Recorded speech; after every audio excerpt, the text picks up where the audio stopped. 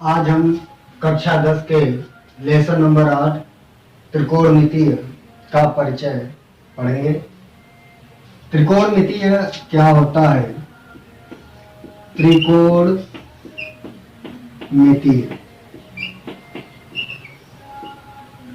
त्रिकोण का मतलब जिसमें तीन कोण हो,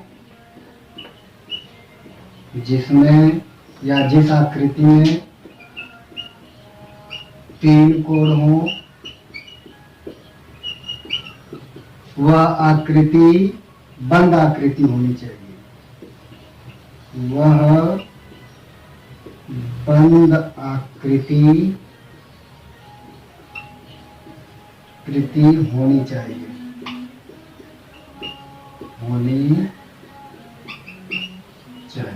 तभी त्रिकोण में आएगा। मिति का मतलब माप।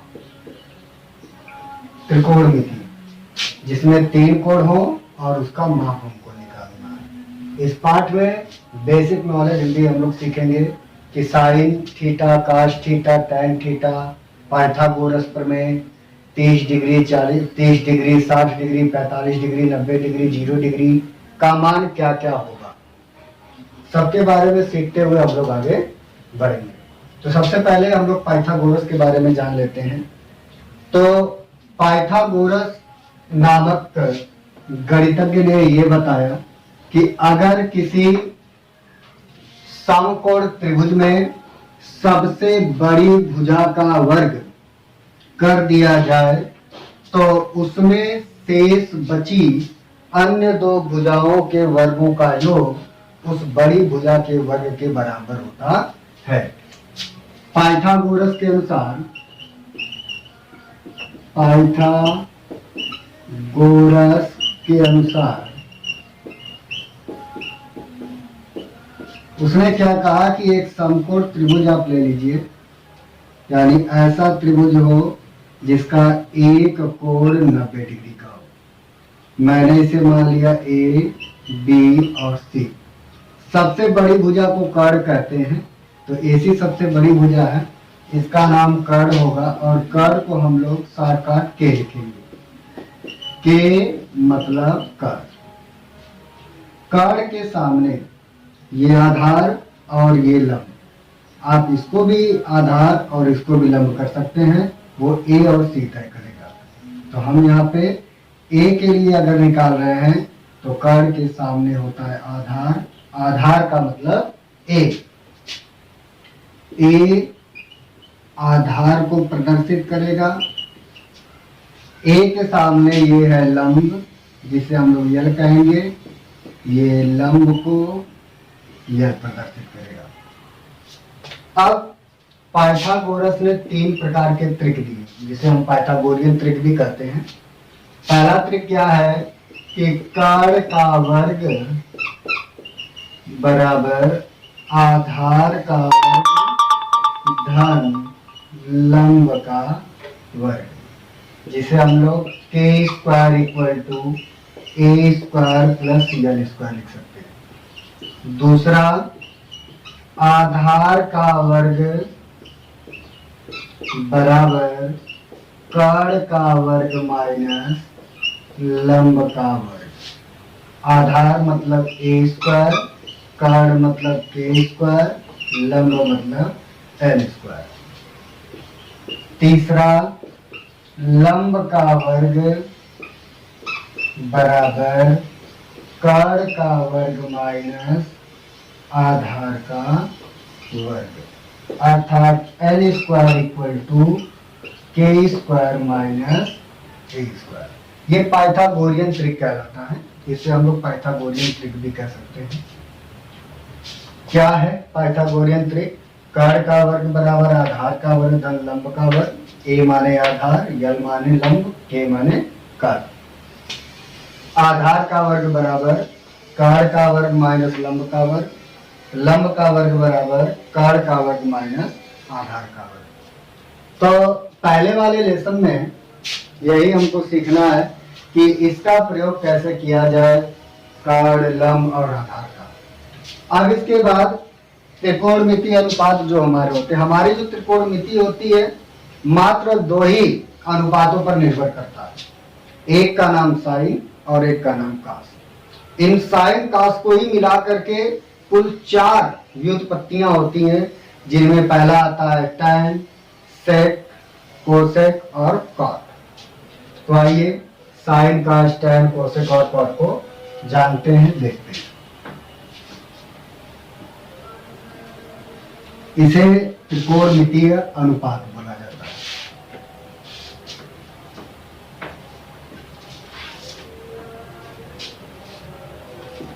मान लीजिए यह एक मेरे पास समकोण त्रिभुज है। ये 90 डिग्री का कोण है। ये है ए, ये है बी और ये है सी। मुझको ए के सापेक्ष सभी त्रिकोणमितीय अनुपातों को निकालना है। ए के सापेक्ष सभी त्रिकोणमितीय अनुपातों को निकालना है। तो ए अगर यहां पर है तो इसके सामने वाली भुजा हमेशा कहलाएगी लंब, और ए का ये कहलाएगा आधार ए और ये कहलाएगा कर्ण के। के का मतलब कर्ण, ए का मतलब आधार, एल का मतलब लंब। आइए त्रिकोणमितीय अनुपातों के बारे में जानते हैं। तो मैंने कहा मुख्यतः 2 ही त्रिकोणमितीय अनुपात होता है, एक होता है साइन और एक होता है कास। तो पहला त्रिकोणमितीय अनुपात साइन, जो एंगल है वो एंगल साइन है, बराबर रूल होता है लंब बटा में कर्ण। लंब का मतलब एल। प्लीज चैनल को सब्सक्राइब करें, कमेंट करें और शेयर करें। कास ए बराबर होता है आधार बटा में कर्ण। आधार का मतलब ए और कर्ण का मतलब के। तीसरा होता है tan ए बराबर लंब बटा में आधार। लंब का मतलब L, आधार का मतलब A। अब ये दोनों के अपोजिट चलेंगे और इसका अपोजिट चलेगा। ये इसी से मिलके बना हुआ है। तो tan A बराबर, एक चीज और आप जान लीजिए, tan A बराबर आप लिख सकते हैं sin A बटा cos A, ठीक है। और इसी tan A को आप ये भी लिख सकते हैं 1/cos A, इसको भी आप लिख सकते हैं। 4 नंबर आता है cot A का। तो cot A बराबर फार्मूला इसी का अपोजिट, आधार बटा में लंब। आधार का मतलब A, लंब का मतलब यह। आप इसे दूसरी भाषा में या थोड़ा सा जटिल में लिख सकते हैं cos A बटा में sin A, या आप इसे 1/tan A भी लिख सकते हैं। ये 4। पांचवा होता है, पांचवा आपका आता है sec A। sec cos का अपोजिट होता है, इसलिए हम इसे लिखते हैं कर्ण बटा में आधार। कर्ण का मतलब के, आधार का मतलब A। इसे हम और तरीके से भी लिख सकते हैं, जैसे 1/cos A, क्योंकि cos का ही उल्टा sec होता है, इसलिए 1/cos A करके आप इसको लिख सकते हो। अंतिम त्रिकोणमितीय अनुपात होता है कोसेक A। कोसेक A बराबर साइन का अपोजिट ये होता है कर्ण बटा में लंब। कर्ण का मतलब के, लंब का मतलब एल, जिसको हम लोग ऐसे भी लिख सकते हैं 1/sin। उम्मीद करता हूं कि आपको ये 6 त्रिकोणमितीय अनुपात जो है भलीपूर्वक समझ में आ गया होगा। एक बात गौर कीजिएगा, अगर ये वाला एंगल लेंगे, ए वाला एंगल लेंगे, तो इसके सामने वाली भुजा हमेशा लंब होगी। ये लंब होगी तो ये आधार होगा। सबसे बड़ी भुजा, चाहे ये एंगल आप लें चाहे ये एंगल आप लें, दोनों में से कोई भी एंगल लेंगे, सबसे बड़ी भुजा हमेशा कड़ ही रहेगी और वो कभी भी परिवर्तित नहीं होगा। अगर मैं ये एंगल लेता, सी वाले बिंदु को लेता, तो इसके लिए आधार मेरा यल बनता और ये हमारा जो है लंब हमारा आधार बन जाता। इस बात पे हम गौर करेंगे। अगर इस बात पे गौर नहीं करेंगे तो सवाल लगाने में आप गलती कर बैठेंगे। ये हो गया त्रिकोणमितीय अनुपात। अब इसी पर आधारित पहला लेसन हमारा आता है। इसी पे आधारित हमारा ये पहला लेसन है और उसको हम लोग बगैर चूक किए जल्दी से इसको लगा करके हम लोग आगे बढ़ेंगे। तो आइए पहले लेसन को लगाते हैं और आगे बढ़ेंगे।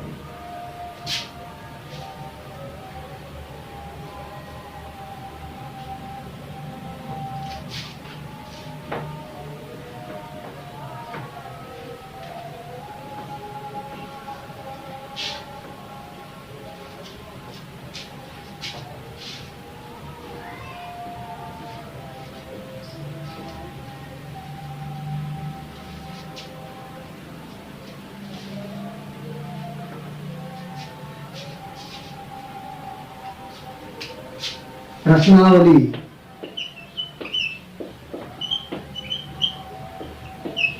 8.1 में पहला प्रश्न लिखा है। आप लोग अपनी अपनी किताबों में देखिएगा घरों पे। ऐसे बना हुआ है एक त्रिभुज। पहला प्रश्न है, ऐसे त्रिभुज बना हुआ है। पहले प्रश्न में ये एनसीईआरटी का सलूशन आपको मिलता है। एनसीईआरटी बुक का सलूशन आपको मिल रहा है। इसका बना हुआ है पी क्यू आर। ये है इस प्रकार से पी क्यू आर। ये 90 डिग्री का कोण दिया गया है। और उससे पहले ये तो सेकंड वाले क्वेश्चन का है, सॉरी फर्स्ट वाले क्वेश्चन, ये सेकंड वाले का फिगर है, फर्स्ट का नहीं है। फिर से देखिए, लिखा है त्रिभुज ABC में जिसका कोण B समकोण है। इस प्रकार से ये ABC एक त्रिभुज है, ये B है, यही आपका समकोण है, ये A और ये -C मान लिया। और AB बराबर 24 सेंटीमीटर। AB है 24 सेंटीमीटर का। BC 7 centimetre. BC 7 centimetre. थोड़ा सा मैं इसको बड़ा करना चाहता हूँ, ये थोड़ा मैंने बड़ा कर दिया है। यहाँ से इसको मैं इस प्रकार से मिलाऊंगा।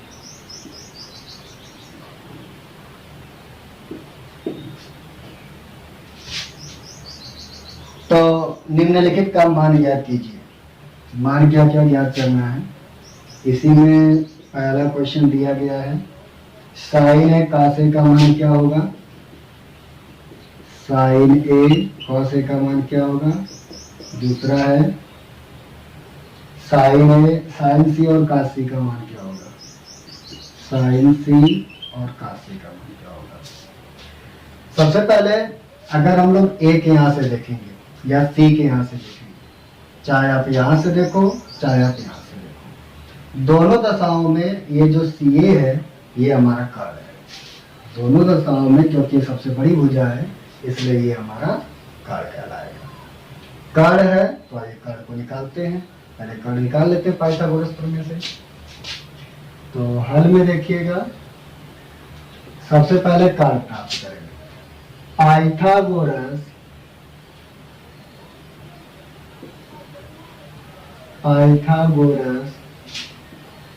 प्रमेय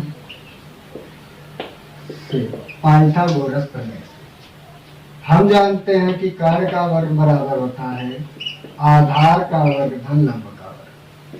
कर्ण का वर्ग बराबर, आधार मेरे पास है 24, 24 का वर्ग कर देंगे, लंब मेरे पास है 7, 7 का वर्ग कर देंगे। तो कर्ण का वर्ग बराबर 24 का वर्ग 576, 7 का वर्ग 49।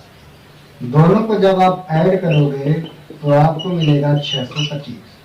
अब ये वर्ग इधर आके वर्गमूल बन जाएगा करड़ी में 625। तो हम जानते हैं 625 का वर्गमूल होता है 25, यानी कर्ण हमें मिल गया 25 सेंटीमीटर। कर्ण हमें मिल गया 25 सेंटीमीटर। अब थ्योरी वाली बात याद कीजिएगा, साइन ए का से निकालना है तो ए को हमको देखना है। ए को जब ए को देखेंगे तो ये बनेगा लंब और ये बनेगा आधार। पहला, आइए ए के लिए कोण ए के लिए लिख देते हैं आपके लिए। कोण ए के लिए, कोण ए के लिए लंब होगा 7 सेंटीमीटर और आधार होगा 24 सेंटीमीटर। कर्ण तो वही रहेगा, उसको नहीं लिखता हूं, इसलिए अब आप निकाल लीजिए साइन ए बराबर, हम सूत्र सीखे हैं लंब बटा कर्ण। लंब का मतलब 7, कर्ण का मतलब 25। निकाला गया कर्ण, पहला हो गया। और का से बराबर आधार बटा कर्ण, आधार का मतलब 24 और कर्ण का मतलब 25। ये पहले का आंसर आपका हो गया। ठीक है, कोई समस्या होगी तो आप बताइएगा कमेंट करके। अब सेकंड वाला ये देख लेते हैं।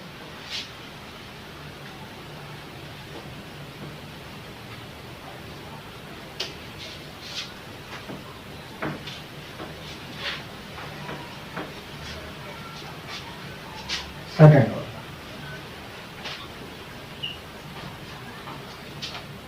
सेकंड में देखिए यहाँ पे एंगल सी को लिया गया है, तो सी के लिए, कोण सी के लिए क्या होगा? कोण सी के लिए, कोण सी के लिए क्या क्या होगा? जब इस कोण को लेंगे तो इसके सामने वाला बनेगा लंब और ये बनेगा आधार। मतलब L बराबर आपको मिलेगा 24 सेंटीमीटर, A बराबर 7 सेंटीमीटर और K तो सबके लिए सेम 25 सेंटीमीटर। K सबके लिए सेम जो होगा 25 सेंटीमीटर, तो निकाल लेते हैं।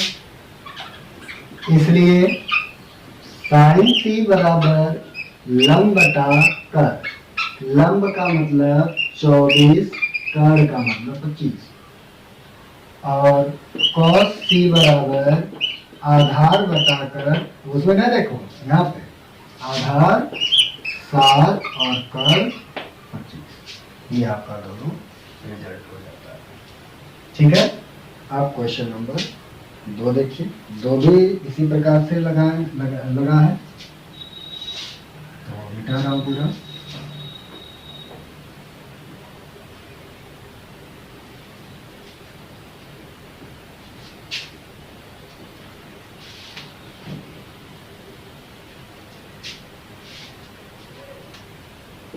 एनसीईआरटी क्वेश्चन नंबर 2, एनसीईआरटी का क्वेश्चन नंबर 2 देखिए।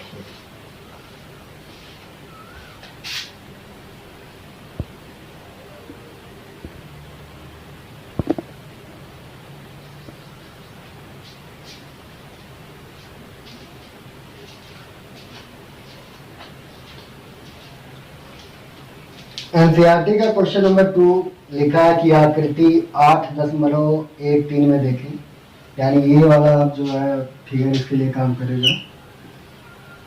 ऐसे है और ये Q है, ये P है और ये R। ऊपर वाला P है, नीचे वाला R। ये P है और ये R। और कुछ दिया गया, ये है 12 सेंटीमीटर का और ये है 13 सेंटीमीटर का। एंड हमको tan P minus cot P का मान, cot R का मान बताना।